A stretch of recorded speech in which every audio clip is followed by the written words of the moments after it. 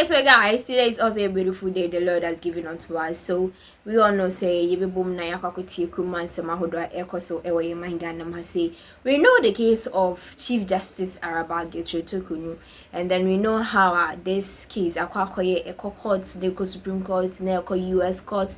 In fact, akwa court we yasim nyina esitire. But still na Torkono Chief Justice say on tiase.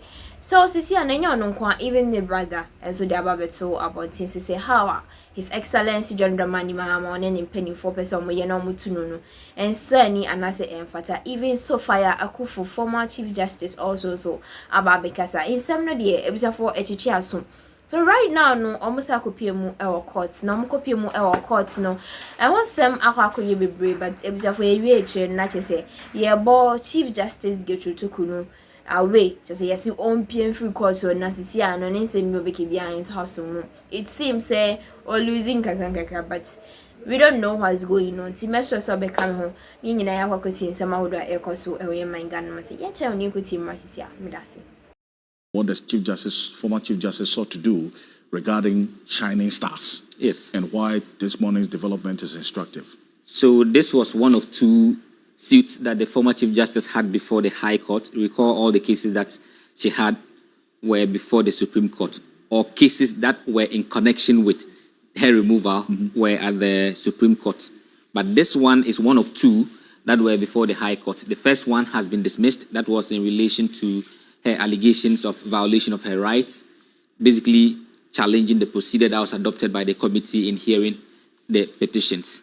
The second one had to do with one that related to one of the petitioners, Shining Stars of Ghana, in which she contended that the entity Shining Stars of Ghana does not exist in fact or in law. And those were the reliefs that she was seeking from the High Court, that the High Court should make orders in that regard, to the effect that one, that the Shining Stars of Ghana, which is a petitioner seeking her removal, does not exist in law or in fact, and that the High Court should make a declaration that the petition to the president allegedly uttered by Shining Stars of Ghana is void on account of the fact that the Shining Stars of Ghana does not exist in law or in fact. Yes, so that naturally flows from the first relief that she was seeking, that to the extent that this entity does not exist, neither in fact or in law, the petition that it purportedly presented to the president, for which the committee was hearing or established to hear a matter alleging some wrongdoing on her part, should also be disregarded because the entity in itself does not even exist in the first place.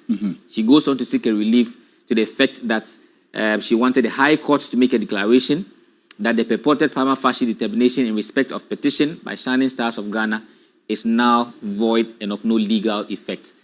She also wanted another order to bring up to the courts for the purposes of caution and accordingly caution the purported prima facie determination finding made by the president in consultation with the Council of State, and that has to do in respect of the petition that was presented to the president by the Shining Stars of Ghana. So these basically were the reliefs that were being sought by the former Chief Justice, then Chief Justice, when this suit was filed. Will you recall that when this was filed, the Attorney General also filed another process seeking to set aside this particular application? Remember, the first one, which I said was a challenge, was basically on allegations of violation of her human rights. That was dismissed on the account of the Attorney General coming with another motion to set it aside. That was successful. That's to say that the Attorney General successfully set aside or got the court to set aside that particular application.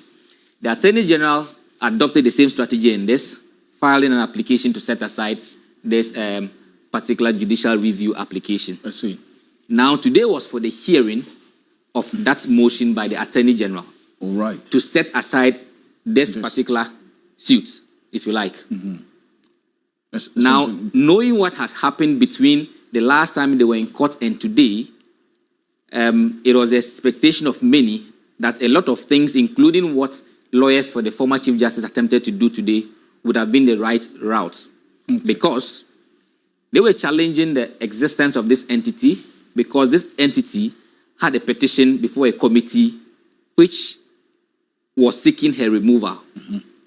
So now we've got to a point where she has now been removed. So the question now becomes, is it still relevant to still pursue this course of action?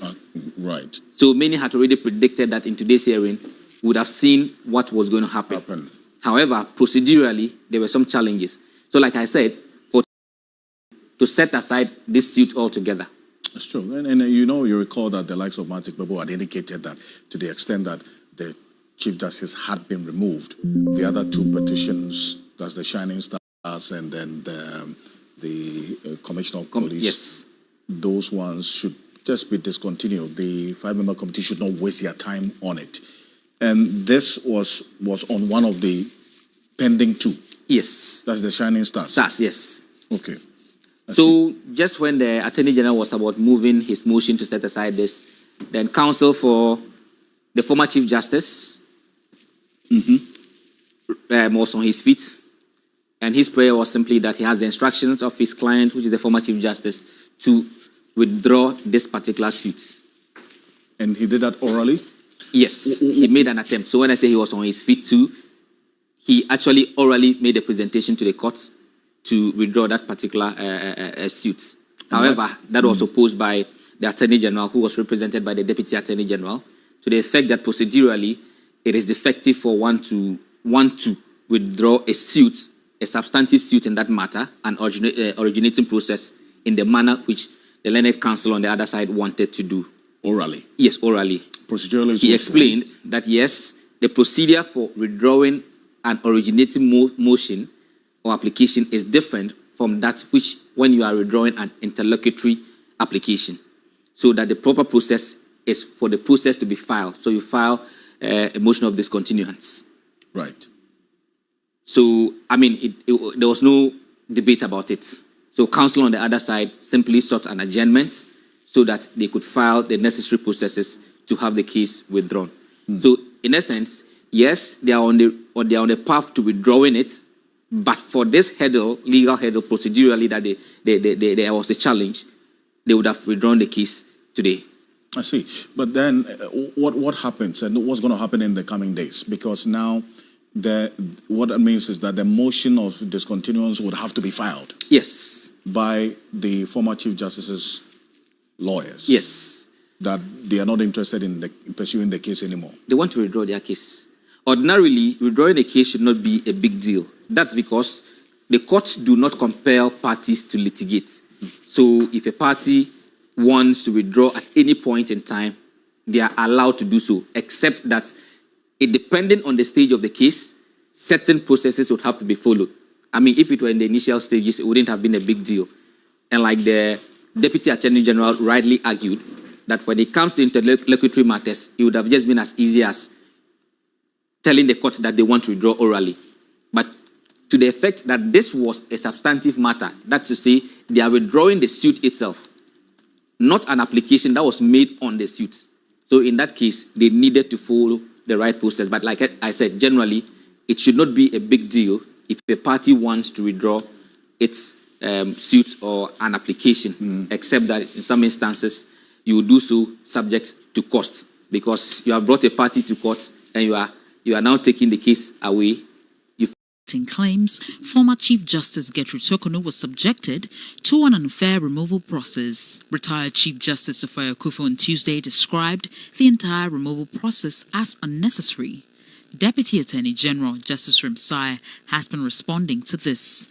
So many people in this country, when they commit a certain crime, we jail them 5 years, 10 years, and all.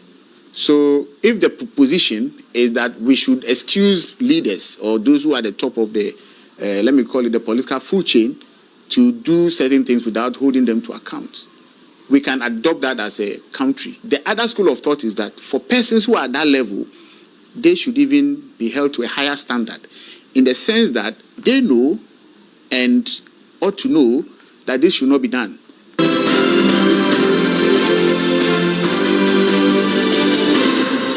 Deputy General Secretary of the National Democratic Congress, Mustapha Bandi, has criticized the minority leader, Alexander Peña-Marking, for allegedly destroying posters at the NDC's office in Akwitia.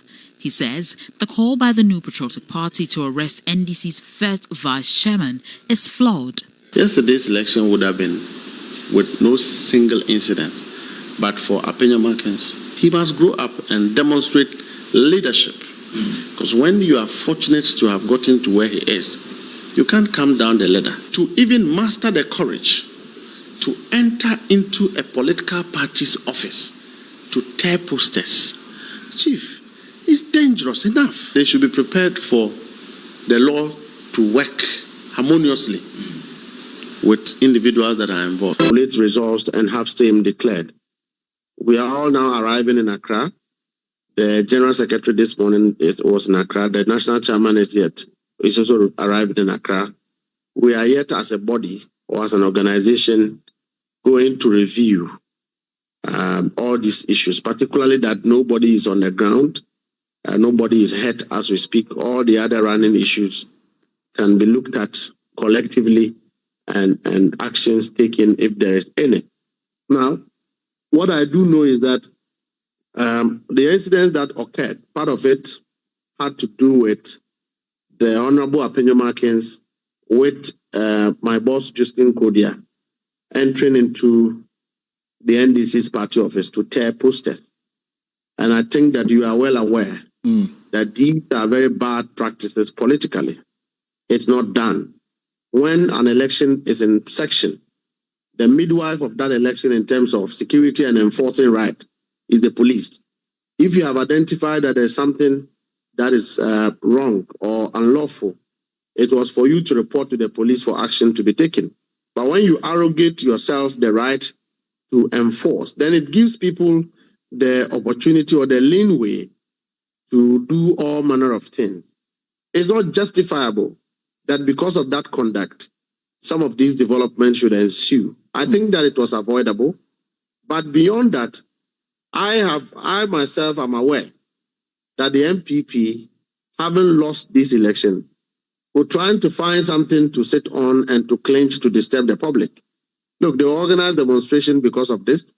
They have started with petitions and all of that. They are scattering demonstrations, petitions across some constituencies.